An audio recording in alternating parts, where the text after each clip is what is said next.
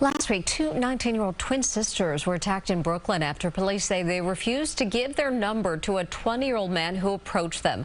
After being rejected, police say the man stabbed and killed one of the women. The man is now being charged with murder. The incident shocked community members and is calling attention to a bigger issue surrounding the harsh realities many women face when saying no to men.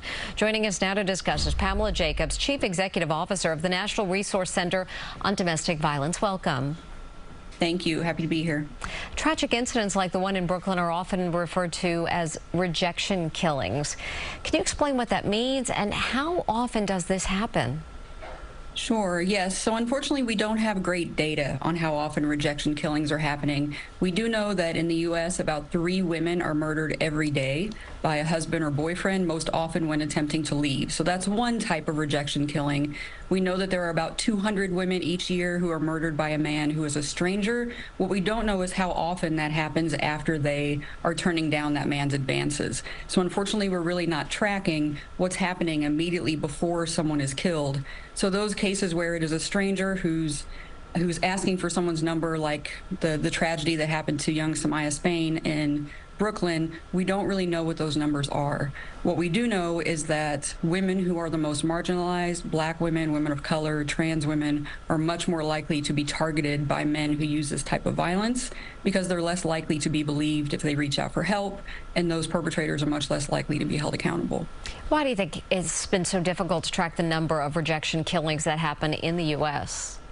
I think, unfortunately, we're really not paying attention to the fact that this is a serious danger for women. I think women have been talking about this forever, how afraid we are. We know that women are often talking to their friends about what happens when we go out and how we're not sure how to respond to those types of advances. And, of course, the danger that women often feel in relationships. A lot of times when someone tells someone that they feel afraid in their relationship, what they're told is, well, you should just get out. And we know that that actually is the most dangerous time for a woman, is when she is denying or attempting to leave someone who may be abusing her. So we're really just not talking about these issues enough, and therefore not really tracking what's happening and how much of a danger this really is to women across our country. What needs to be done to stop rejection killings and these attacks on women? So really, we need to change the way we're talking to boys and men. Unfortunately, in our culture, women are taught from a very early age that we need to be likable, and men are taught from a very early age that they need to be powerful.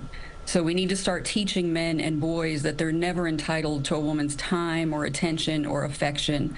Unfortunately, what happens now is that it's really seen as an insult on your manhood if a woman turns you down. And because men are also taught from a very early age that the only emotion they're allowed to have is anger. So instead, we need to start teaching our boys, men need to start talking to one another about the fact that it's okay to be sad. It's okay to feel disappointed. You don't need to resort to anger whenever someone turns you down. So we need to do a better job of teaching men that they're not entitled to women's time or their bodies, and also that it's okay for them to have those emotions when they're turned down. We also need to believe women. When we say that we feel unsafe, when we say that we're in danger, we need to believe women. What are some safety tips that both men and women should follow? Yes, so I definitely like to focus on what men can do to stop these crimes, because we know that they're predominantly committed by men. So men, we need you to talk to each other. Talk to your friends, talk to your sons, talk to all the men in your life about the fact that it's never okay to resort to violence, that anger is, again, not the only emotion you're allowed to have, that you're not entitled to anything from women, especially a woman's body. And for women, again, just trust your instincts. Know that you don't owe anyone your time or attention or affection, that it's okay to say no. And we all need to look out for one another, and that's across all genders. So when you see that someone might be in danger, say something, intervene. If you can't safely intervene yourself, then call for help.